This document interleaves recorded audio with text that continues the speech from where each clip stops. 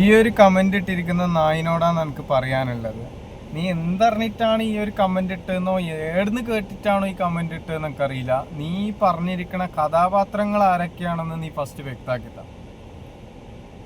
രണ്ടാമത്തെ കാര്യം എന്താ വെച്ചിട്ടുണ്ടെങ്കിൽ, ഒരു ഭാര്യ ഭർത്താക്കന്മാർ കിടക്കുന്ന റൂമിൽ ഒരിക്കലും ഒരു അന്യപുരുഷനെ ഞാൻ ഇതുവരെ കിടത്തിയിട്ടില്ല. അതിൽ ഈ പടച്ചു വിട്ട ആൾക്കാർ ചിലസം അങ്ങനെ ചെയ്യുന്ന ആൾക്കാരാണോ എന്ന് എനിക്കറിയില്ല. അങ്ങനെ ശീലമുള്ളവരായിരിക്കും അത് പടച്ചുണ്ടാക്കിയത്. ഞാനൊരിക്കലും അങ്ങനത്തെ ഒരു കാര്യത്തിന് സപ്പോർട്ട് നിൽക്കുകയോ എനിക്ക് ഇഷ്ടമില്ലാത്തൊരു കാര്യമാണ്.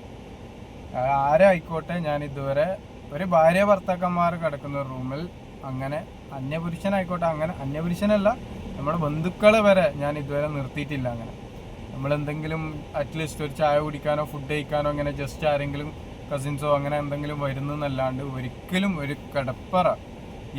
കിടപ്പറയിൽ ഒരിക്കലും ഇതുവരെ അങ്ങനെ ഞാൻ നിർത്തിയിട്ടില്ല. അങ്ങനത്തെ ഒരാളുമല്ല ഞാൻ. അത് എനിക്ക് എന്നെ ശരിക്കും നല്ലോണം അറിയാം. അതെനിക്ക് ആരും വ്യക്തമാക്കി തരേണ്ട ആവശ്യമില്ല. പക്ഷെ ഒരുപാട് പഠിച്ചുണ്ടാക്കുന്ന കുറേ നായികളുണ്ട്.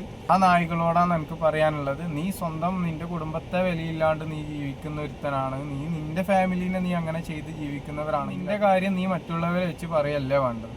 ഓക്കെ, അതൊന്ന് മനസ്സിലാക്കുക.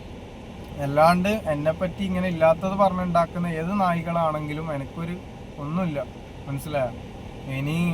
എനിക്കൊന്നും നഷ്ടപ്പെടാനോ പിടിക്കാനോ ഒന്നുമില്ല. എൻ്റെ എല്ലാം നഷ്ടപ്പെട്ടിട്ടും എൻ്റെ ഞാൻ ഇത്രയും കാലം ഞാൻ സൈലൻ്റായി നിന്നത് എനിക്ക് എൻ്റെ ഒരു ഭാര്യ എന്നുള്ള നിലയ്ക്ക് ഞാൻ ഒരുപാട് ക്ഷമിച്ച് നിന്നതാണ് ഞാൻ ഇന്ന് ചെയ്ത തെറ്റ്. അത് ഞാൻ മിണ്ടാണ്ടിരുന്ന് ആരെയൊന്നും ഒരു കുറ്റപ്പെടുത്താതെ നിൽക്കുമ്പോൾ എൻ്റെ തലമക്കറി ഒരുപാട് ആൾക്കാർ ഇപ്പോഴും വരുന്നുണ്ട്. അതായത് നിങ്ങളെ പറയുന്ന പുറത്തുള്ള ഓഡിയൻസ് അല്ല, മറ്റുള്ള ഫേക്ക് ന്യൂസുകൾ കേട്ടിട്ട് പറയുന്നവരല്ല. അങ്ങനത്തെ അവരെ ഞാൻ പിന്നെ ആ വഴിക്ക് വിട്ട്. കാരണം അവർ മറ്റുള്ളവർ കേട്ടിട്ട് പറയുമ്പം അവരെ നമ്മൾ എത്ര കുറ്റം പറഞ്ഞിട്ടും കാര്യമില്ല. കാരണം വെച്ചിട്ടുണ്ടെങ്കിൽ അത് അവർ കേൾക്കുന്നത് അങ്ങനെയാണ്. പക്ഷേ ഇതൊക്കെ സത്യാവസ്ഥ അറിഞ്ഞിട്ടും കളവ് പറഞ്ഞ് നടക്കുന്ന ഒരുപാട് ആൾക്കാരുണ്ട്. അവരോട് ഒറ്റ കാര്യമുള്ളൂ, പോയിട്ട് പണിയുണ്ടാക്കുക. വേറെ ഒന്നും നമുക്ക് പറയാനില്ല. അല്ലാണ്ട് ഇങ്ങനെ നെഗറ്റീവ് പറഞ്ഞുണ്ടാക്കുമ്പം എനിക്ക് സത്യം പറഞ്ഞെങ്കിൽ ഓരോരുത്തരെ മനസ്സിലായി എന്ന് വരുന്നേ ഉള്ളൂ. അതുകൊണ്ട് ഹാപ്പി ആയിട്ട് ജീവിക്കാൻ പറ്റണം. കാരണം അല്ലെങ്കിൽ കുറ്റബോധത്തോടെ ഇന്നും ഞാൻ നരകിച്ചെന്നെ. കാരണം എനിക്കുണ്ടായ അതേ വേദന ഞാൻ ഓപ്പോസിറ്റ് ഉണ്ടാകുന്നില്ലേ എന്ന് ചിന്തിച്ചിനി. പക്ഷെ ഓപ്പോസിറ്റ് അങ്ങനെ ഒരു പെയിൻ, ഒരു വേദന അവർക്കില്ല എന്നുള്ളത് എനിക്ക് ഒരുപാട് മനസ്സിലാവുന്നുണ്ട്. അവരിന്ന് സന്തോഷത്തോടെ ഹാപ്പിയിലും ഒരുപാട് എങ്ങനെ പണം ഉണ്ടാക്കാന്നുള്ള രീതിയിലാണ് മറ്റുള്ളവർ ജീവിച്ചുകൊണ്ടിരിക്കുന്നത്. അപ്പോൾ അതുകൊണ്ട് തന്നെ ഞാൻ ഇതുവരെ പണത്തെ സ്നേഹിച്ചിട്ടില്ല, പണത്തെ സ്നേഹിച്ച് ജീവിച്ചിട്ടുമില്ല. ഒരു നോർമലി ഒരു സ്നേഹത്തിൻ്റെ പിന്നിൽ ഞാൻ പോയി വളർന്നിട്ടേ ഉള്ളൂ. ആ ഒരു സ്നേഹം കിട്ടാൻ വേണ്ടി ഞാൻ ഏത് കുടിലാണെങ്കിലും, ഒരു ഓലപ്പുരയിട്ട കുടിലാണെങ്കിലും ഞാൻ കിടന്നുറങ്ങും. അവിടുന്ന് എനിക്ക് വേണ്ടത് സമാധാനവും സ്നേഹം മാത്രമാണ്. അത് മാത്രം ആഗ്രഹിച്ചിട്ടാണ് ഞാൻ ഇന്നവരെ ജീവിച്ചിട്ടുള്ളത്. പക്ഷെ ഇന്ന് മനസ്സിലാക്കി, പണത്തിൻ്റെ വേക്കിലാണ് ഒരുപാട് ആൾക്കാർ ഇപ്പോഴും നടക്കുന്നില്ല. കൂടുതൽ പാവപ്പെട്ടവരാകുമ്പോൾ പണം കാണുമ്പോൾ ഒറ്റയടിക്ക് മാറി എന്നുള്ളത് ഞാൻ സ്വപ്നത്തിൽ പോലും വിചാരിച്ചിട്ടില്ല. നമ്മളവരെ രാജകുമാരി ആക്കാൻ നോക്കുന്നിടത്തോളം കാലം അവരതിനേക്കാളും കയറി ഞങ്ങളെ ചവിട്ടിത്താത്തി പിച്ചക്കാരനാക്കാനാണ് ശ്രമിച്ചുകൊണ്ടിരിക്കുന്നത്. അതാരായാലും നിങ്ങളും കെയർഫുൾ ചെയ്യുക, അത്രേ എനിക്ക് പറയാനുള്ളൂ. പാവപ്പെട്ടവരെ കെട്ടി ജീവിക്കുന്നവരുണ്ടെങ്കിൽ അവർ ഇങ്ങനെയാണ് അങ്ങനെയാണെന്നൊക്കെ പറയും. പക്ഷെ എല്ലാവരും ഒരേപോലെ ആണെന്ന് മാത്രമില്ല.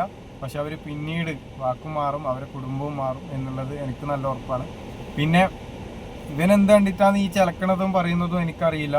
എന്തായാലും നീ തന്നെ, എന്താണോ അവൻ്റെ പേര്, ഹക്കീം കെ, നീ തന്നെ ഇതിനൊരു സൊല്യൂഷൻ എന്താണ് നീ ഉദ്ദേശിച്ചതെന്നുള്ളത് കറക്റ്റായിട്ട് ആൻസർ നീ എന്തറിഞ്ഞിട്ടാണ് എൻ്റെ എവിഡൻസ് അടക്കം ഇട്ടിട്ട് എനിക്ക് പറയാൻ പറ്റുവാണെങ്കിൽ വലിയ ഉപകാരമായിരിക്കും. കാരണം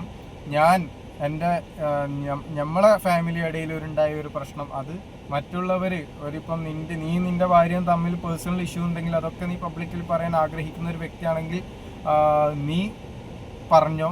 കാരണം എനിക്കത് അത്ര അങ്ങനെ പറയാനുള്ളൊരു മനസ്സില്ലാത്തത് കൊണ്ടാണ്. അതായത് അത്രക്കും ബാഡായിട്ടുള്ള കാര്യം മറ്റുള്ളവരെ മുന്നിൽ ചിത്രീകരിക്കേണ്ട കാര്യമൊന്നുമല്ലല്ലോ. അത് മനസ്സിലാക്കേണ്ടവർ മനസ്സിലാക്കിയിട്ടുമുണ്ട്. അത് മതി എനിക്ക്.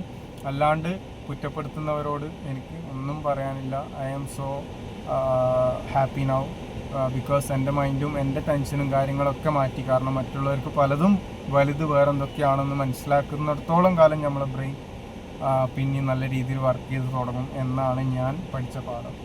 അപ്പോൾ ഓക്കെ, ബൈ.